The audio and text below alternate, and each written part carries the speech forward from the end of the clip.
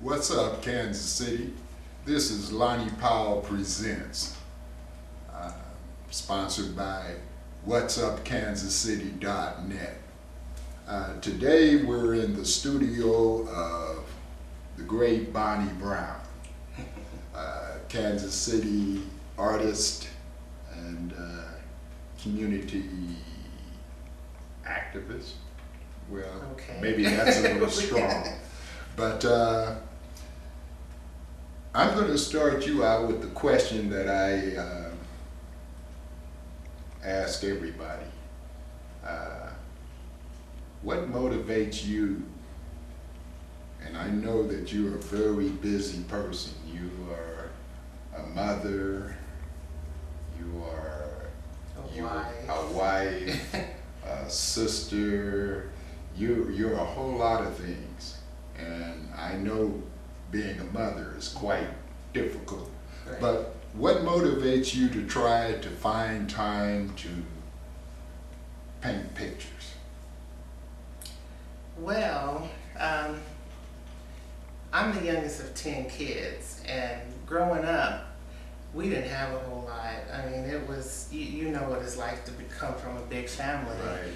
But when you're the youngest and you don't have what other people have, you learn to start being creative and make things. So in my lifetime, I've learned that I can have anything that anybody else has as long as I be creative.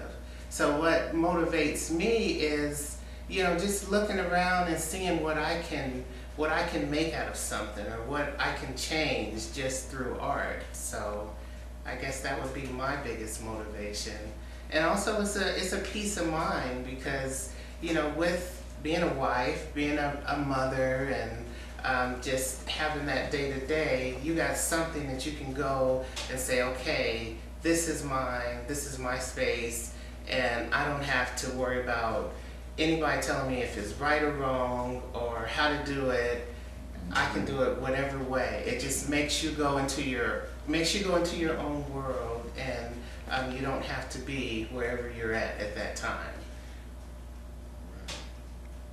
Yeah, it's you can create your own atmosphere, Own universe. own universe. Yeah, that's right. a great feeling. A group of us have other artists in the metropolitan area. We have been talking about how slowly but surely the figure has been disappearing from art. And instead of that, we're coming up, there are more abstract things, and stripes and splashes of paint, and canoes hanging from the ceiling, and all kind of things that are happening in art. And the figure seems to be drifting away from us.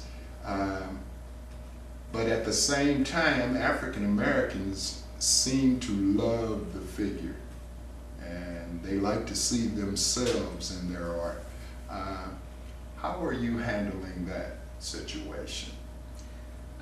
It's hard, because primarily all of my work is figurative, and all of my work is pretty much African American, so I got kind of a double problem with that I'm not getting that support from the African Americans, and for the other communities it's like, okay, well, we like it, but we want to just see some splashes on the wall. So it's making me come out of my comfort zone and show people that people aren't the only thing that I can do, but also I feel like what's going on now is going to be, it's kind of like a fad, because if you go back in history, the human figure was always around in the Renaissance era and the Baroque era. It was always a figure, and now it has disappeared. But just like the fad of hairstyles, I mean, now natural hair is coming back, which my hair is natural. But 10 years ago, I wouldn't go out the house with natural hair. It had to be straight and curly. So I believe it'll come back one day, but as an artist, I think an artist has to be prepared that you can't just do one thing if you want to get in that mainstream. You have to be prepared to know how to do abstracts, know how to do realism, people, whatever, because the market is constantly changing. So if you're stuck with one, you know, you're gonna be stuck in a hole. So as for me as an artist, that's something that I am venturing out now. Hopefully next year you'll see some amazing things of things that are not people, but I'm not gonna give my people up too. I'll still be painting my people, just venturing out a little bit. Well, that's good. Let's talk a little bit about some of your art. Tell us, you know, what medium you use and what are you trying to say with your art? I was once told that art is an expression of you, and the more I look at my art, the more I see my life just painted on the wall, as if it's a record keeper. If you go back in time 20 years, I can tell you exactly what went on just by looking at the art. I'm an oil painter. I love to paint bright, bold, and big. When I was in college, it was probably 1% that were African American artists at that time. And I didn't see a picture of me or anything great about my community. So I decided that I wanted to paint big, beautiful pictures of what I thought was beautiful in my community. What you see behind me is just some of my jazz paintings, some historical paintings. This is Fats Waller and Charlie Parker. But a little bit over to your right, you see more of my fun styles. And I'm really going in, shall I walk over here too? Okay, over here you see more of my fun work. It's called What Was Going Through Her Mind. And it's kind of a today woman who doesn't realize how all the great things that she has. She has children, she has a husband, and you know, she feels like it's something better on the other side. So she's cutting the string and just kind of losing her mind, you know, in the midst of it. So kind of fun paint. I like to paint fun, whimsical paintings, fantasy paintings, and that's one of them. Yeah, I like, and I've always liked this about your work, the textures that you put into your art. How you make that oil paint stand up and has almost a three-dimensional effect to it. Right. And How do I do that? well, you don't have to reveal any secrets, but what's that all about? I mean, why do you do it? I just feel like as an artist, you have to create something that is not, you can't easily copy. So that's kind of my signature, that I've learned how to master texture, how to bring it out, how to use knives and different things to make paint do what I want to do. So when the average person, when they look at it, they say, okay, well, that's a Bonnye Brown. Yeah. And if someone tries, they can say, okay, well, that was inspired by Bonnye Brown. You know, so, yeah. You know, you have to find something that's your own and master it when you're an artist. If you don't, you'll fail. You'll fail with it. So that's kind of that's my fingerprint. Yes, that's my texture is my fingerprint, and some of my more texture paintings are in shows right now, but I really get real detailed with knives sometimes. I'm bringing out that texture. And these are called palette knives. People might not understand. Yes, palette knives, not the kitchen knives. Not the kitchen knife. Yeah. You might could use one. Yeah. Oh, you can use it. But let's talk a little bit about your other passion. And I know you have another passion, another thing that burns deep into your heart. Let's talk about it. All right. Although I'm an artist, I think my biggest work of art is what I do in the community. I work with over 1,000 kids a year. I go to different centers, or I'm painting faces, or anything that encourages a kid to be an artist or be inspired by art. I have a program called GIFT. I work with individuals with disabilities and also children. This is my home. This is, you're in my studio now. This is kind of like my headquarters. I keep all my supplies here. When I go out, I pack up, send it back in here. And also, it's kind of my think tank. So I have a special group of kids that I teach here, that everything that I want to take out in the community, we try at home first. What you see here is a group of artists, middle to high school students, with exception of two children that are 9 years old. They're called the Real Deal Artists. I wanted to start a class that taught kids the real deal about being a professional artist. So some of the things that we do, we make sure we're on time. They have a time limit. They carry a sketchbook. They have to bring their sketchbook and show me that they've been working in it 2 hours a week. This here that you're seeing is it's called Unity Art. We're working on learning how to create a piece of art as one. This is 6 people who worked on this one, and each one of them had a block and they had to come together as one. And just really push those principles of design, elements of art. We've already mastered those. Now we're on to design. But this here, once we mastered it, I go right back into the community, and some of the centers that I work with, that's what they get after I've learned how to do it all here.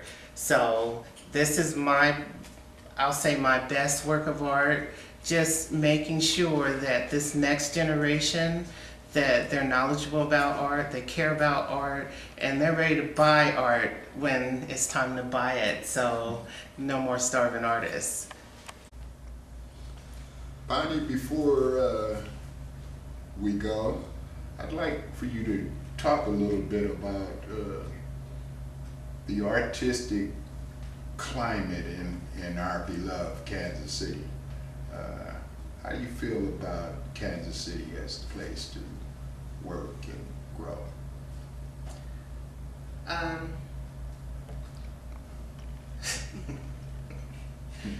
Well, you know, I'm a wife. My husband and I, we've been married 20 years, and we've raised 4 kids. And throughout the marriage, he's been the best supporter ever that you could possibly think of. And honestly, I don't think I would have pursued my career as an artist if I didn't have that support. But being a mother with 4 kids, I'm just like the rest of the world. Our primary focus was sports. And one thing I've learned about sports, what they have that the arts don't have, is all their fans are knowledgeable about the game.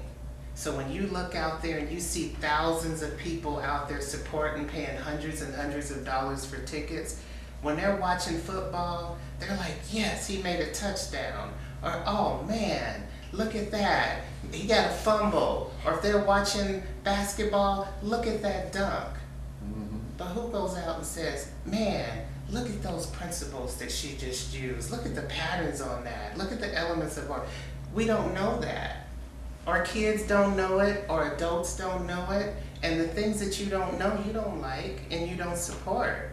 So I think just in my little world, that's what I want to do. I want to take the little kid and teach the little kid, just like you teach them to dribble the ball, teach them the principles of art. Teach them their primary colors, their secondary colors. So that little kid, when he grows up to be a big kid, he'll look and say, I'd like to buy some art one day. That football player who doesn't have to be an artist, but he's knowledgeable about art, hey, Mr. Powell, I want to buy that original you just made. So that's what I'm looking at the climate is now. It's not that we don't care about art. We don't know about art. We don't have a clue what art is. To the African American community, most of us think a print is original. Yeah. Most of us don't know what a limited edition is. So if you don't know what a limited edition is, and you see a print that costs $25, and then you see a painting that costs $500, of course you're gonna buy that $25 painting. When I was a framer a long time ago, I would watch people come in and buy $25 prints and spend $300 on the frame. And I used to just scratch my head, and I didn't get it, because original will outlive you. I can show you some of my paintings that are 20 years old that still look like they're 1 year old, that you can pass down from generation to generation.